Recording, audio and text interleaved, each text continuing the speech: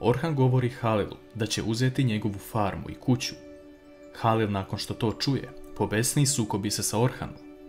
Zeynep to gleda, ali ubrzo i svi ostali dolaze da vide šta se dešava. Halil je savladao Orhana, a Zeynep moli Halila da stane, dok Tulaj govori Orhanu da dođe sa njima u kuću. Halil tada odlazi u vilu, a Zeynep kreće za njim, pitajući ga šta se desilo. Halil viče na Zeynep govoreći da se ovo sve dešava zbog Orhana, koji se odjednom pojavio u njihovim životima. Halil također pita Zeynep šta je obećala Orhanu, pa se on tako smelo ponaša.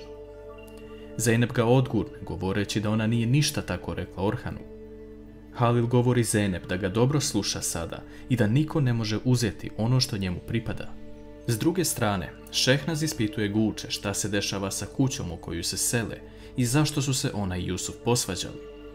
U tom trenutku se pojavljuje Jusuf koji stane na stranu svoje žene i govori Šehnaz da ga više ne prati i da pogrešno tumači stvari.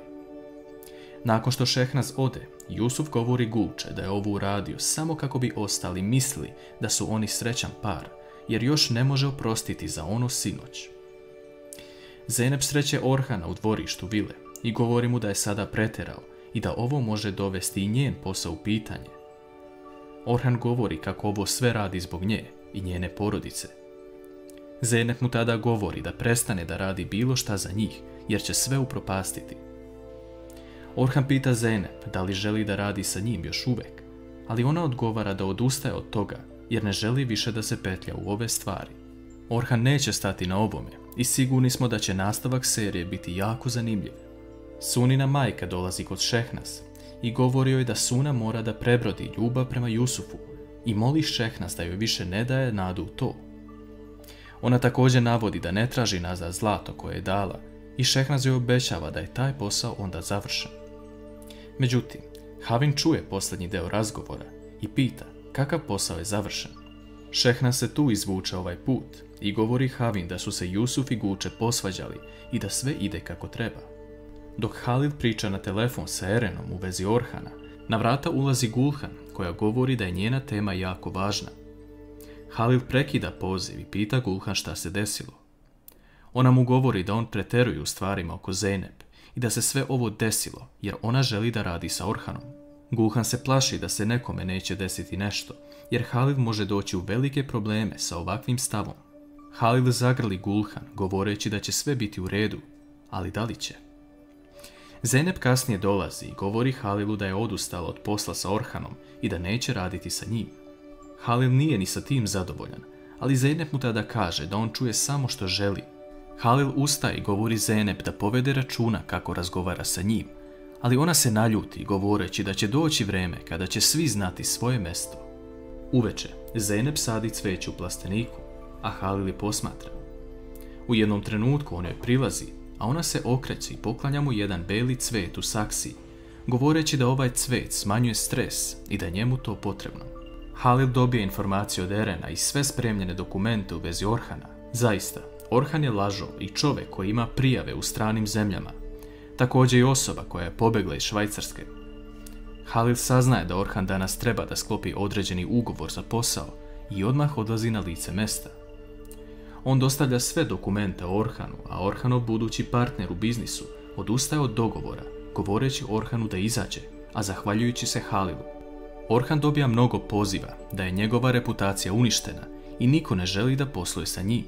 Orhan tada zove Zeynep govoreći da odlazi iz ovog grada, jer je Halil taj koji je sve uništio, šireći laži o njemu.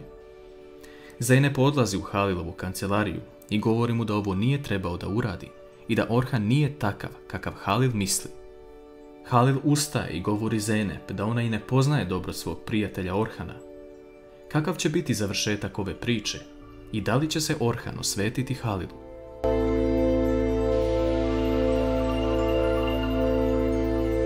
Zeynep pokušava da objasni Halilu da greši u tome ko je Orhan, jer je ona odrasla sa njim i uvijek je bio osoba koja je imala volju da radi, ali i poštovanje prema drugima. Halil ne dozvoljava Zeynep da to govori, jer će joj pokazati sve što je pronašao o njemu, ali i to da će istina izaći na videlo. Ona tada kreće napolje, dok je Halil pita kuda je pošla. Zeynep mu govori da ide da se oprosti sa Orhanom, jer on danas odlazi, ali tada je Halil zaustavlja, govoreći da neće nigde otići, jer joj on ne dozvoljava. Zeynep ne obraća pažnju na to, govoreći da ona nije njegov sluga, već samo njegov radnik. Pre polaska, Zeynep sretne Tulaj, koja iznosi smeće iz vile, i nakon što čuje gde je Zeynep krenula, Tulaj govori da je sačeka par minuta, samo da napravi poklon za Orhana. Halil sretne Zeynep na polju, govoreći da će vidjeti ko je zapravo Orhan i da ga niko više neće gledati istim očima. Zeynep odlazi u hotel gde Orhan boravi i čuje šta on naređuje jednom čoveku preko telefona. Zeynep prvi put postaje sumnjičava prema Orhanu, ali dopušta mu da popiju kafu pre polaska. On joj govori da ima sat vremena pre nego što krene na aerodrom. Njih dvoje pričaju o tome zašto se on odlučio na ovaj korak. Orhan govori da ga Halil proganja i da priča laži o njemu samo zato što nije potpisao ugovor sa njim. Zeynep mu nakon toga poklanja zajedničku sliku koju je Tulaj uramila i poslala mu. Orhan se zahvaljuje, govoreći da će on uvek biti uz Zeynep, kao i uz ovu sliku.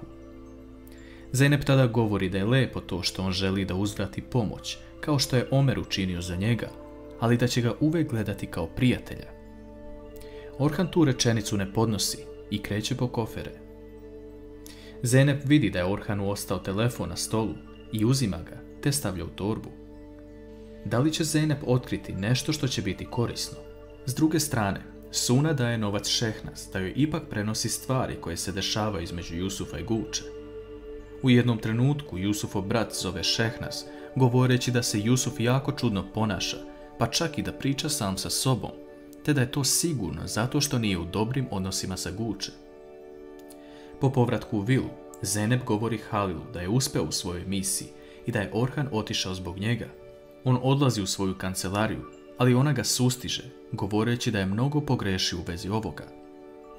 U jednom trenutku Zeynep vidi na podu izgužvan papir. Naime, to je crtež koji mu je Ali poklonio kada su bili u siromašnoj porodici u selu. Zeynep govori da je on loš i arogantan čovjek koji samo gleda sebe i nikada mu nije stalo do drugih. Nešto kasnije, Gulhan ulazi u Halilovu kancelariju i njih dvoje pričaju napokon o nekim lepšim temama. Međutim, Halil dobija poruku da je neko razbio prozor u staroj kući gdje su živjeli, te odlučuje da ode tamo, ali sa oružjem. Gulhan pokušava da ga zaustavi jer misli da će napraviti nešto loše, ali Zeynep tada vidi poruku na Orhanovom telefonu. On dolazi tamo gdje želiš da bude. Zeynep zna da je ovo klopka koju je Orhan napravio i ona kreće sa Gulhan na lice mesta. Orhan dolazi kako bi provjerio staru kuću, ali u tom trenutku se na njegovim grudima pojavljuje laser. Orhan čeka pravi trenutak da da znak za pucanj, ali tada se pojavljuju Gulhan i Zeynep, koje govore Orhanu da ima laser na sebi i da je ovo klopka. Gulhan trči prema Halilu kako bi ga zaštitila, ali u tom trenutku Gulhan biva upucana umjesto Halila. Da li će Gulhan preživjeti?